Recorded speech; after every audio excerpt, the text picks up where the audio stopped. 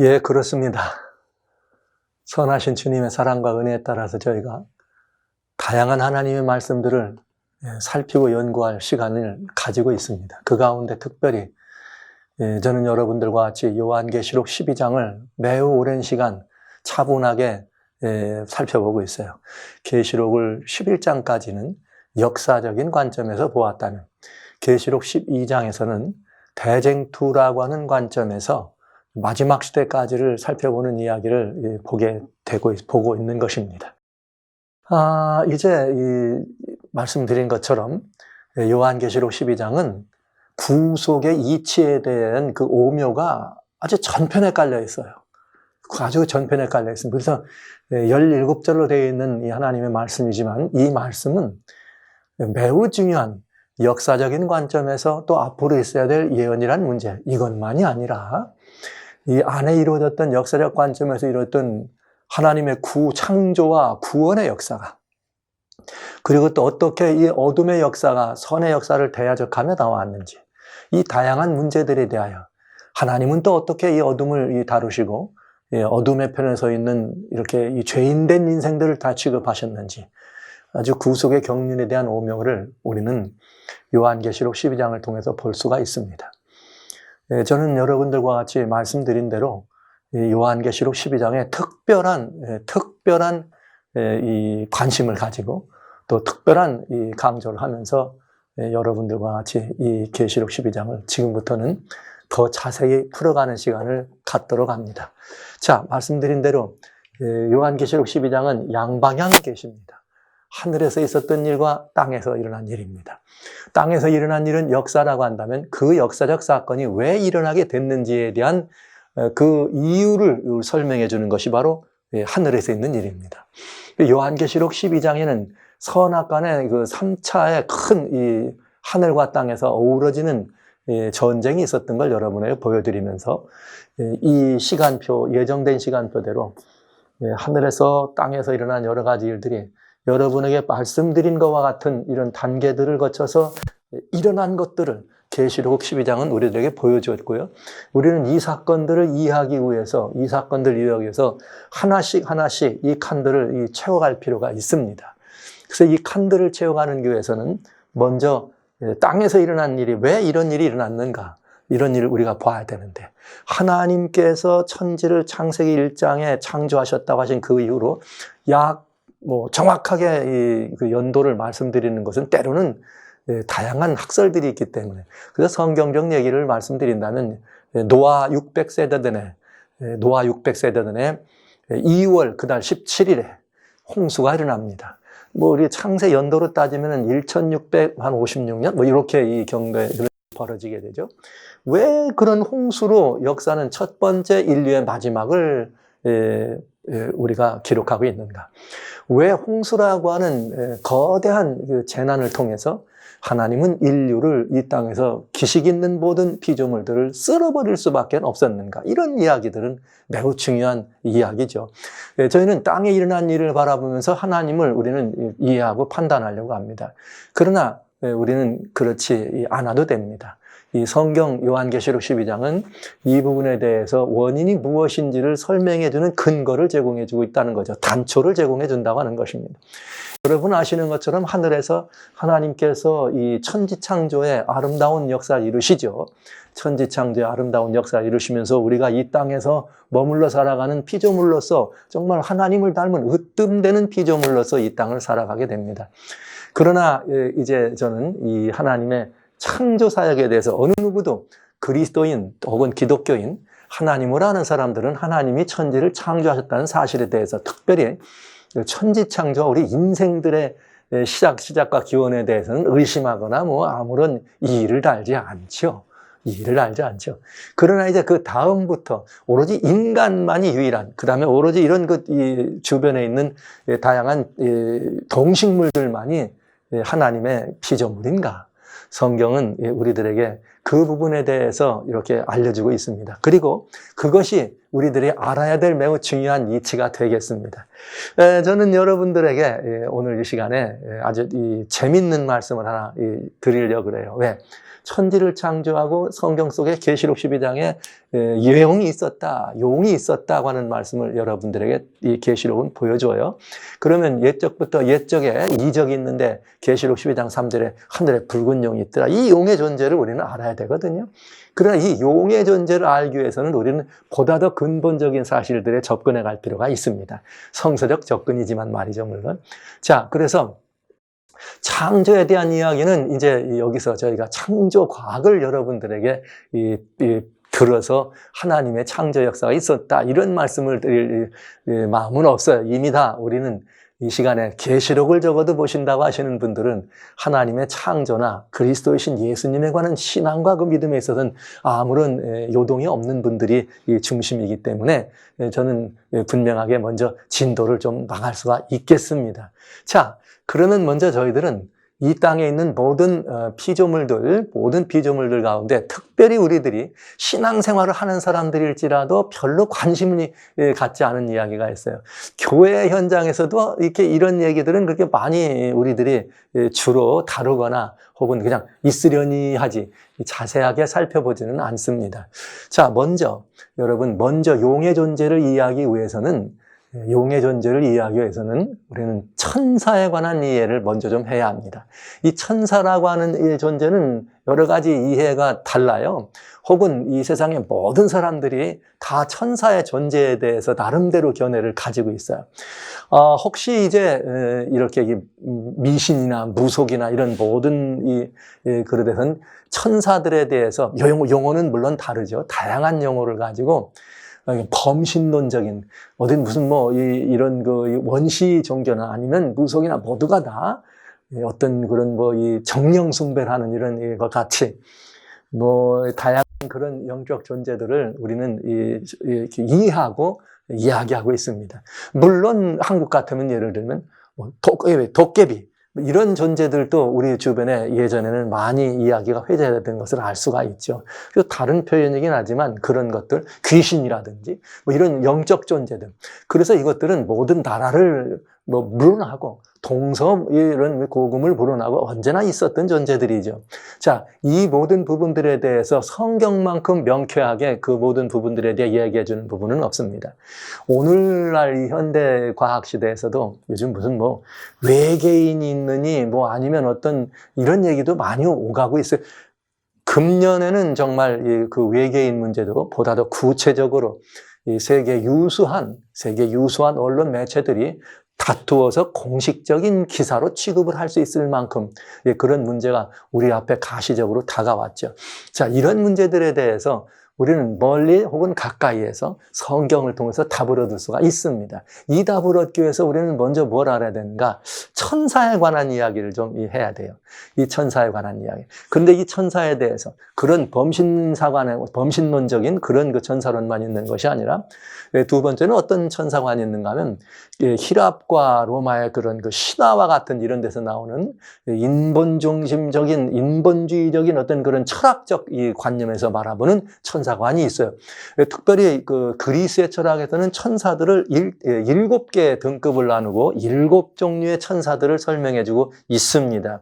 그리고 예수 그리스도 역시 누구의 반열에 넣느냐? 천사의 반열에. 제1등급 천사를 예수님이라고 할 만큼. 그래서 영지주의들은 그 사실을 믿었고 예수님이 참된 창조 주권을 가진 하나님이란 사실보다는 예수님도 존재하지 않았던 데가 있었다. 다시 말하면 예수님도 결국은 피조물이라는 쪽에 무게를 실어서 가리키는 그런 그 인본주의적 철학적 사관이 가지고 있는 천사관이 있습니다. 대부분의 보편적인 그런 천사관은 그렇죠. 그러면 기독교, 성경이 말하는 천사는 어떤 존재인가 하는 것입니다. 대개 우리는 세 가지를 좀 생각해 볼 수 있어요. 천사란 피조된 존재인가? 물론 이건 분명 그렇지만 찾아봐야 되겠죠. 그 다음에 천사는 우리들의 눈에 보이거나 혹은 우리가 이렇게 같이 어떤 것들을 이루어지지 않기 때문에 비가시적 존재이기 때문에 천사들의 그런 역할이나 이런 것들을 살펴볼 때는 영적 존재다. 여기 스피리추얼한 존재다. 이렇게 바라보는 것이 더 이 성서적으로 우리가 볼 수가 있겠고요. 그 다음에 하나 더 봐야 돼요. 천사, 그러면 우리는 어떻습니까? 천사는 선한 존재고, 천사는 아름답고, 천사는 비록 눈에 보이지 않지만 소원하는 사람들을 뭐 이렇게 선한 길로 인도하고 구원의 이 주체가 되는 이런 그 선한 존재로만 우리는 바라보고 있습니다.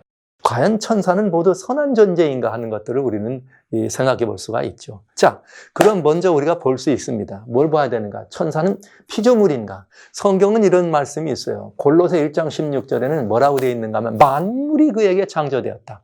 만물이 그에게 창조되되 하늘과 땅에서 보이는 것들, 보이지 않는 것들, 혹은 보좌들이나 주관들, 정사들, 권세들, 만물이 다 그로 말미암고 그를 위하여 창조되었다. 그러니까 만물이 그에게 창조됐다.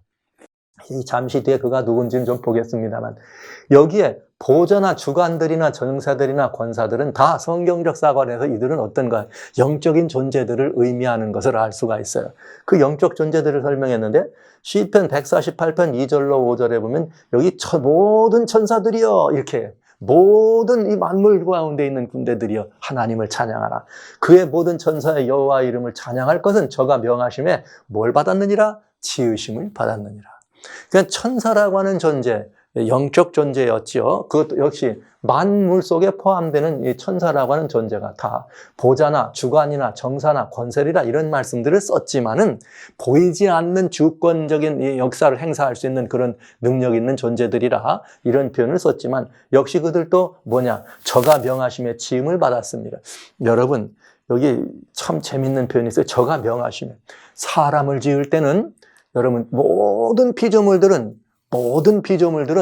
하나님이 명하심에 나왔습니다. 하늘과 땅과 바다와 물들의 모든 것들이 저가 명하심에, 시편 33편 6절 9절에 보면 저가 말씀으로 모든 것을 이뤘다. 명하심에 모든 것이 견고했다. 이렇게 돼 있어요. 명하심에 지음을 받았다. 모든 피조물들은 다 그렇게 지어졌습니다. 그런데요, 이게 특별히 하나님께서 사람을 지으실 때는 하나님이 사람을 지었을 때는 흙으로 사람을 빚으셨다. 이렇게 되어 있어요. 그러니까 단순히 사람 나와라 해서 사람 나온 게 아니라는 거죠. 그 말은 무슨 말이냐. 천사들은 하나님께서 명하심의 지음을 받은 존재지만 여러분 사람들은 하나님의 손이 직접 이렇게 우리들을 흙으로 빚을 수 있는 명이 아니라 손으로 직접 만져서 이루어진 존재라는 사실을 생각해 보시기 바랍니다. 우리가 어떤 권능이나 능력이나 이런 모든 것들은 천사만 못합니다. 성경에 물론 되어 있는 것처럼. 그러나 그 존귀와 영광으로 말하자면 우리는 하나님께서 직접 인생은 손으로 지음을 이렇게 베풀어 주셨던 인간을 향해서 하나님의 그 따뜻한 정성과 사랑이 있었다는 사실을 생각하는 건 특별히 천사들에 대해 이해할 때 아주 중요한 이해가 되겠습니다. 자, 이렇게 해서 하나님이 이 천사들은 지었어요. 근데 중요한 거는 언제 그러면 천사가 지어졌느냐? 누가 먼저 천사를 지어졌느냐? 이런 것들을 볼 수가 있죠. 언제 하나님이 천사를 지었는가? 욥기 하나님 말씀 38절에 보면은 38장에 보면 4절로 7절에 그런 말이 있어요.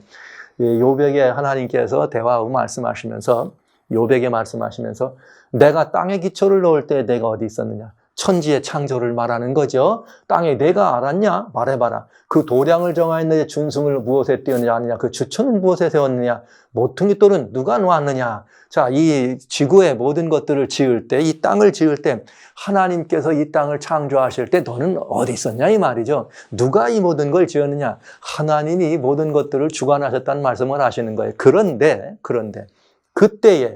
그때란 말이면 하나님께서 땅에 기초를 놓을 때입니다. 땅이 먼저지요. 사람이 먼저 아니니까요. 이사야 45장 18절에는 무슨 말씀이 있는가 하면 야 너희는 하늘과 땅과 이 모든 것들을 바라보라. 누가 이것을 지었느냐? 하나님이 헛되이 짓지 아니하고 사람으로 거기에 거하게 지으셨다. 이렇게 돼 있어요. 그러니까 천지 창조나 혹은 천지 만물을 우리가 바라볼 때 이 모든 것들의 존재의 원인이 인생이라고 하는 것을 생각하는 것은 굉장히 복된 일입니다. 하나님의 은혜에 더 깊이 다가갈 수 있는 복된 일인 것이 틀림없습니다. 그런데 이 땅에 기초를 놓을 때 주님은 말씀하시길 보다면 그때의 새벽별들이다. The morning stars, 새벽별들이 함께 노래하며 하나님의 아들들이 다 기쁘게 노래하였느니라. 여러분, 성경에는 이제 저희가 더 이제 이 문제를 보겠습니다. 여기 하나님의 아들들이다 복수형으로 되어 있어요. 이 말씀을 우리가 자세히 살펴보면 이 지구는 지구의 첫 번째 이렇게 이 비조된 인물이 아담입니다. 그래서 아담은 이 지구의 장자죠.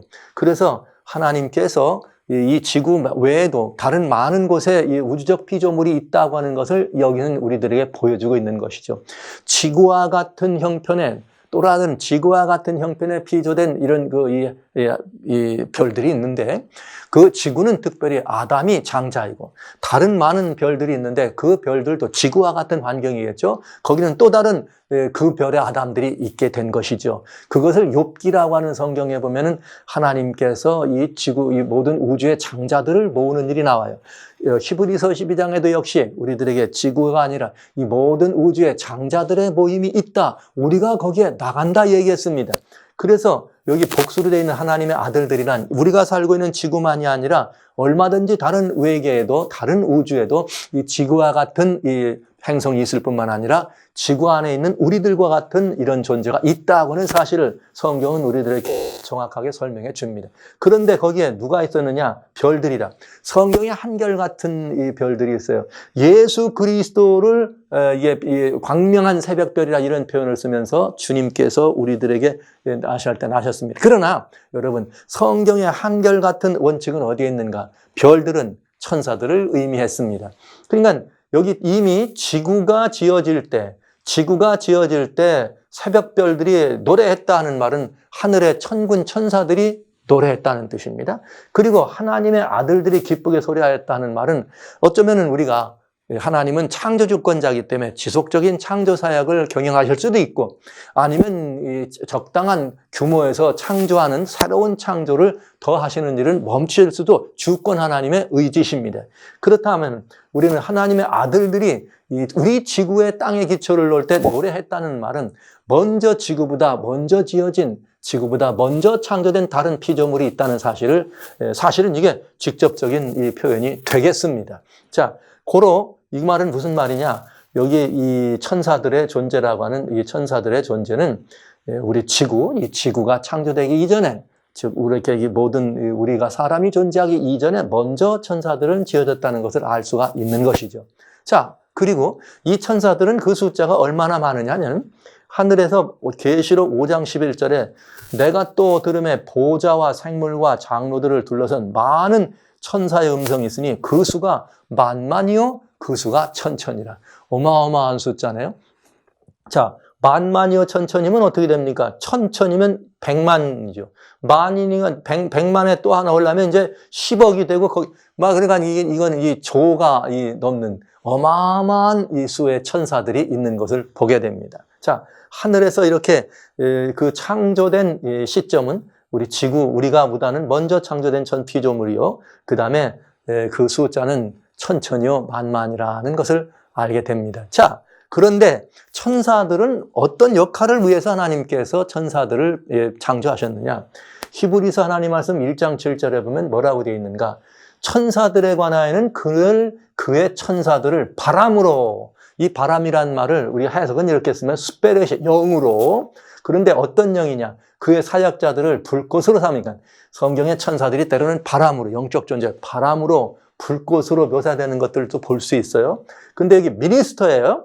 히브리서 1장 14절에 모든 천사들은 부리는 영이다. 즉 섬기는 일을 하기 위해서 존재하는 이 존재라고 하는 것입니다. 그러니까 심부름꾼이기도 하고 하나님의 뜻을 이루는 능력이 있어서 하나님의 일을 하나님의 사역자이시기도 하고 또 여러 이런 이 천사들은 하나님의 사역자라고 하는 영적 존재라는 사실을 우리는 알게 되는 것이죠. 영적 존재입니다. 자, 그러니까 보이지 않아요. 눈에 보이지 않아요. 영적은 이렇게 영은 이 살과 뼈가 없기 때문에 보이지 않는다. 예수님 말씀하셨어요. 그러나 여러분, 때로는 이 영적인 존재이기 때문에 때로는 어떤 일도 하는가? 피조물들을 이게 통해서 역사하는 이 능력도 있는 것을 알 수가 있습니다. 자, 그런데 여기 보시죠. 하나님의 사역자니까 하나님의 역사를 수종드는 일을 하는데 그 하나님의 역사 가운데 특별히 어떤 일을 또 하느냐 하면은 이렇게 돼 있어요. 여기 구원을 얻은 후사들을 위하여 섬기라고 하였다. 여러분, 이 얼마나 위로가 되고 보증이 되는 말입니까?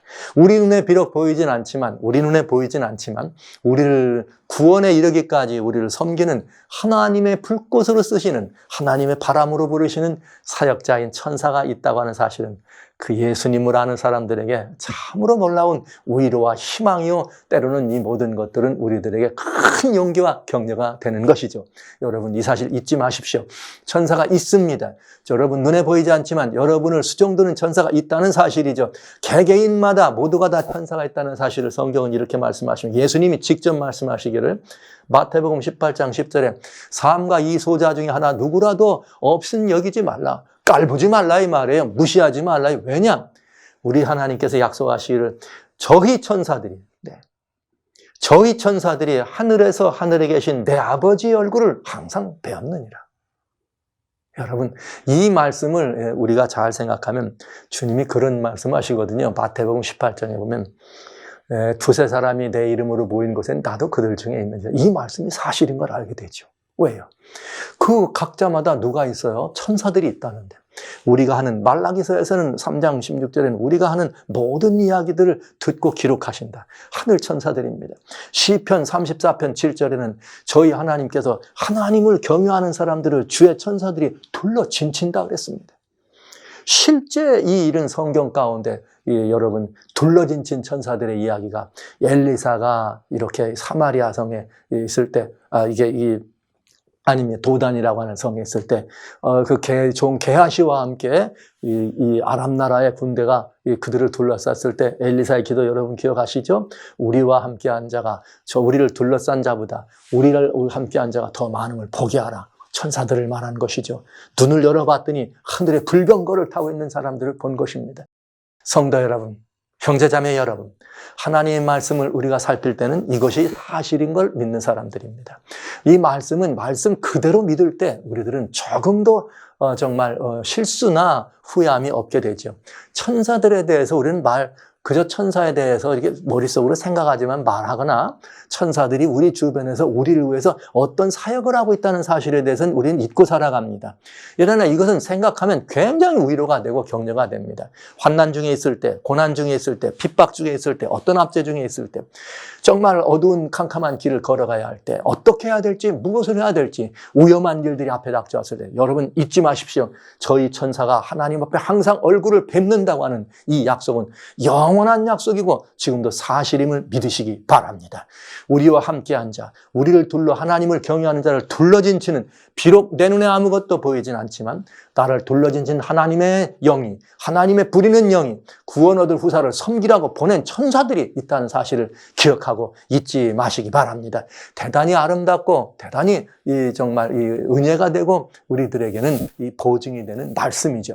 그런데 성경 속에는 이런 천사들이 여러 이런 그 천사들의 마치 계급처럼 등장하는 부분을 볼 수가 있어요.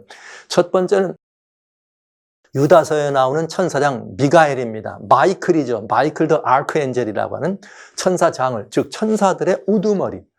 지난번에 우리는 예수님에 관한 말씀을 잠깐 미가엘이라는 말씀을 좀 살펴봐야 된다 그랬는데, 예수님에 대해서 저희가 더 좀 이렇게 보게 되겠습니다. 미가엘이 나오기 때문에 여기 보시면은 이 미가엘 이름이 무슨 뜻이냐면은 Who is like God이에요. 누가 하나님과 같으냐? 누가 하나님과 같으냐? 이런 뜻이에요. 그러니까 곧 미가엘은 누구란 말이죠? 미가엘 자체의 이름 속에는 누가 하나님과 같은 존재냐? 내가 하나님 아니냐? 이런 의미가 포함된 것을 볼 수가 있고요. 그 다음에는 다니엘의 기도 중에 만난 천사 가브리엘. 여러분, 마리아가 예수님을 이 땅에 해산할 때, 예수님이 이 땅에 오실 때에 그 마리아에게 지극히 거룩한 자의 능력이 되게 높았느니라, 이 말씀을 전해준 천사가 가브리엘입니다. 그 다음에 또 천사들은 어떤 천사가 있냐? 스랍 천사가 있어요. 이사야서는 뭐라고 되어 있는가 하면 스랍들은 모셔섰는데 각기 6 날개가 있더라.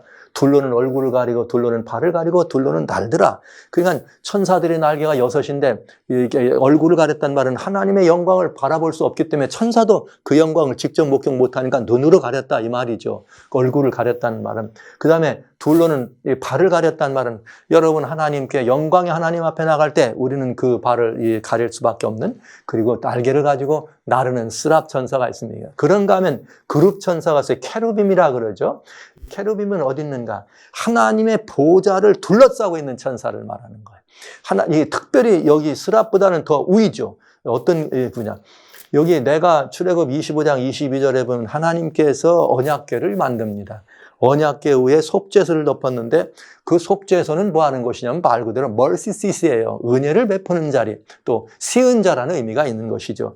그래서 그 자리에 하나님의 십계명을 담고 그 위에 두 천사가 있습니다. 이 두 천사를 그룹이라 그래요. 우리는 이건 캐루빔이라고 하면서 그룹 천사라 그리고 거기에 영광이 머무는데 그 영광을 여호와의 영광으로 쉐키나라는 영광을 표현하게 된 것입니다.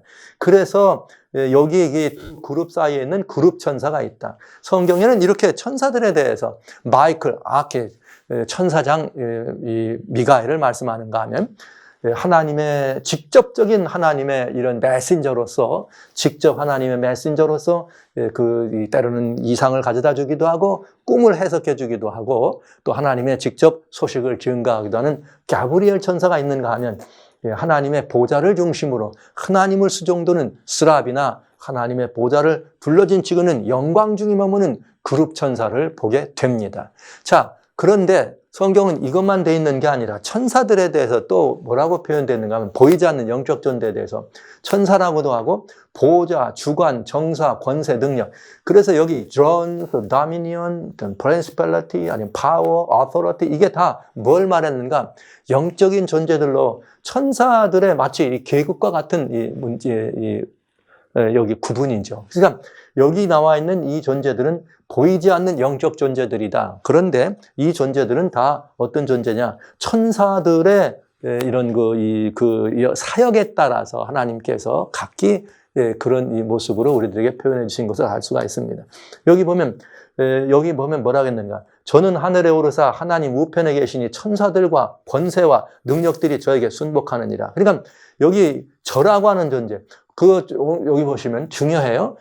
그로 말미암고 그를 위하여 그에게 이렇게 순복한다. 도대체 그가 누굽니까? 누구를 위해서, 누구 아래서 천사들이 수종드는 일을 하느냐? 바로 이것은 한번 찾아볼 필요가 있죠. 성경은 이렇게 말씀하였어요. 골로새 1장 14절로 18절에 그 아들 하나님 안에서 우리가 구속과 죄의 사함을 얻습니다. 그런데 그는 어떤 일이냐? 보이지 아니하시는 하나님의 형상이요 모든 창조물보다 먼저 나셨다. 근데 여기 이 먼저 나셨다는 말을, 이 나셨다고 하는 말을 가지고 사람들은 났네. 제일 먼저 난 거네. 그러니까 피조물이네. 이렇게 아들 하나님을 보려고 하는 그런 그 시도들이 있는 것이죠. 그러나 여러분, 여기 나셨다는 말씀을 이제 저희가 여기 계시록 처음에 1장을 다룰 때 여러분과 같이 삼위 하나님 이야기를 하면서 이 나셨다고 하는 말씀의 의미가 무슨 말씀인지를 설명드렸어요. 하나님께서 전능하신 절대 주권자 하나님께서 모든 것들을 창조하셨지만 창조된 모든 피조물과 관계 안으로 직접 들어오시지 않으면 그는 영광 중에 계셔서 볼 수도 없는 분이요 다가갈 수도 없는 분이었습니다. 본체에는.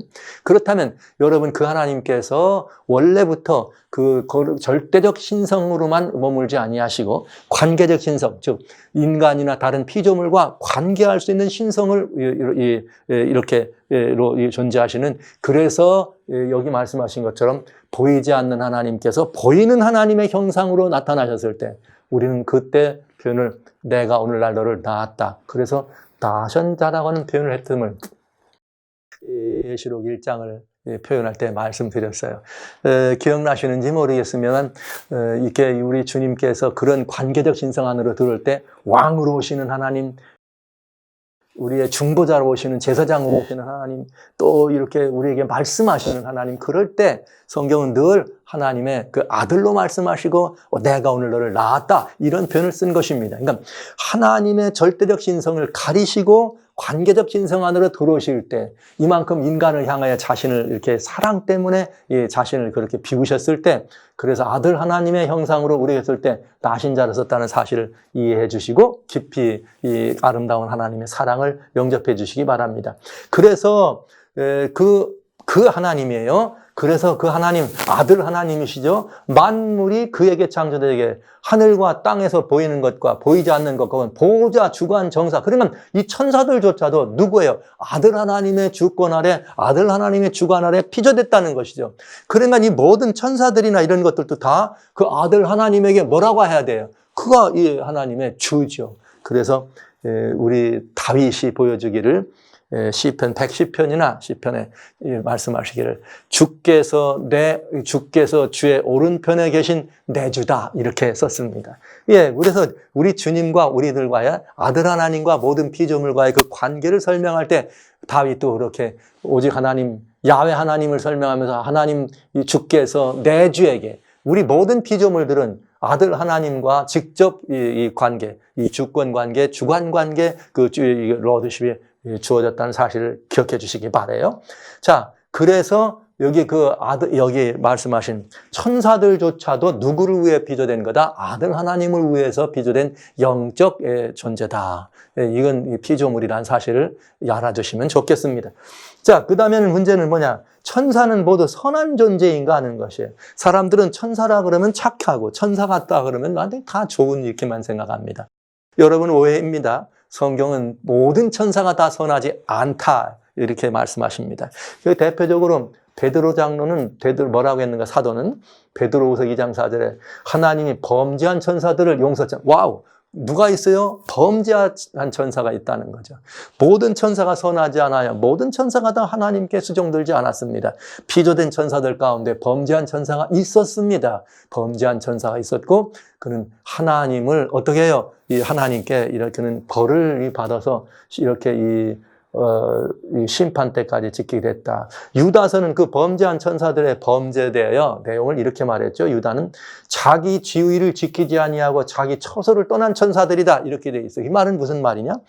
범죄한 천사들에 대한 이야기인데 이 선한 천사들이 하나님의 수종들도록 하는 그런 일을 했지만은 자기 지위를 지키지 않고 처소를 떠났다 그랬어요. 그러니까 자기 신분을 망각하고 더 교만한 마음으로 더 웃대고자 하고 으뜸되고자 하는 그런 정신들이 어떻게 됐다는 거예요. 여기에 이렇게 일어났다는 얘기죠. 성경에는 그런 부분에 대해서 우리들이 조금만 살피면 실수하지 않고 자세하게 이 사실을 알 수 있도록 되어 놨습니다. 여러분, 그러니까 천사가 다 선한 존재인 줄 알았더니 그렇지 않네. 타락한 천사도 있네. 범죄한 천사도 있네. 우리는 요한계시록 12장을 통해서 그걸 본 것이죠. 그래서 요한계시록 12장에 옛뱀 곧 마귀라고도 하는 용이었습니다. 사단이 있다 그랬어요. 그런데 그 사단이 3절과 4절에 나와서 뭐라고 했는가? 그 천사들이 하늘에 있는 천사들 3분의 1을 끌어다가 땅에 던졌다. 그 말은 무슨 말이에요? 하늘 천사들 3분의 1을 어떻게 했다는 거예요? 그 사단이 자기 편으로 끌어다가 땅으로 내려보냈다. 자, 그러면 이제 우리는 여기까지 천사에 대한 걸 보았습니다. 그렇다면 지금부터는 이 타락한 천사가 누구인가? 타락한 천사들이 누구인가? 그 선한 존재가 아니라면 타락한 천사들이 누구일까? 그리고 타락한 천사는 누구이며 어떻게 타락하게 됐는지 살펴볼 필요가 있겠죠. 그래서 계시록 12장은 우리들에게 이런 문제에 대해서 한 번쯤 깊이 생각할 기회를 주는 것입니다. 저는 여러분과 같이 먼저 사단이 용이라고 하는 이 모습으로 계시록 12장에 묘사된 사단이 미혹하는 자요 타락한 사단이었는데 그 사단의 존재가 등장하기 위해서 그 비하인드 스토리입니다. 그 배경이 되는 그 사단이 누구인가 보다는 먼저 이 배경이 되는 이야기를 오늘 여러분과 같이 말씀을 드리면서 천사에 관한 이야기를 살펴보았습니다. 우리는 하나님의 이 천사들에 대해서 알긴 알아요. 천사가 어떤 존재인지 자세히 모릅니다. 천사가 있다는 사실은 압니다. 그러나 천사가 나와 어떤 관계에 있는지는 잘 모르고 그냥 지나갑니다. 성경에 자세하게 들어있지만 해도 우리는 그 사실을 자기 것으로 주장하기보다는 그저 보편적 원리 속에서 천사가 있어, 그냥 그런 존재야. 대부분 사실은 그렇게 생각하고 살아갑니다. 목사인 제가 여러분과 같이 성경 말씀을 이렇게 나누죠. 나누면서 이 모든 그 영적인 이런 문제들을 다룰 때조차, 일상을 살아가는 삶에서조차 천사가, 수종드는 천사가 있다는 사실을 알지만 그 천사에 대해서는 그렇게 깊이 관심 있게 생각하지 않습니다. 그러나 성도 여러분, 부탁합니다. 형제 자매 여러분, 당부합니다. 여러분과 함께하는 천사가 늘 여러분을 둘러 진쳤다는 사실을 잊지 마십시오. 그리고 그 천사가 여러분들을 위하여 하나님과 얼굴을 항상 대면한다. 여러분, 가브리엘 천사가 다니엘에게 왔습니다. 이렇게 기도합니다. 다니엘아, 내가 기도하려고 무릎을 꿇는 순간 내가 보냄받았다. 다니엘서 10장에 나오는 말씀입니다. 여러분, 이 말씀은 하늘과 우리 사이에 이런 모든 이 교통은, 하늘과 우리 사이의 교통은 성령의 주권 아래 일어나는 일입니다. 그러나 그럼에도 불구하고 하나님의 섬기는 사역자들, 하나님이 부리시는 사역자들인 천사들을 통해서도 그 교통이 이루어진다는 사실을 기억해 주십시오. 이 천사들은 속도가 얼마나 빠르냐? 영적 존재니까 저는 그래서 천사들의 속도를 영속, 영적 존재니까 영의 속도다. 혹은 신속을 다른 말로 그냥 우리 재빠르다고 할 때 신속이라는 말을 쓸 때 저는 이 신속을 이 천사들의 이 신속과 같은 표현으로 이렇게 가끔 사용할 때가 있습니다. 천사, 그대 곁을 지켜서는 그대들을 둘러싸고 있는 하나님의 부리는 영, 특별히 구원받을 후사들을 돌보기 위해서 보내심을 받은 천사가 오늘 또 함께한다는 이 사실을 잊지 말아 주십시오. 자, 이제 저는 여러분과 같이 이 천사들이 그렇다는 사실을 뭐 자세하게 말씀드리지는 않았습니다.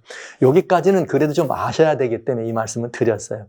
그러면 이후에 이제 이 천사들 가운데 타락한 천사와 타락하지 아니한 천사, 그리고 특별히 타락한 천사가 누구인가, 그리고 그들의 이 수장은 누구인가를 밝혀보도록 하겠습니다.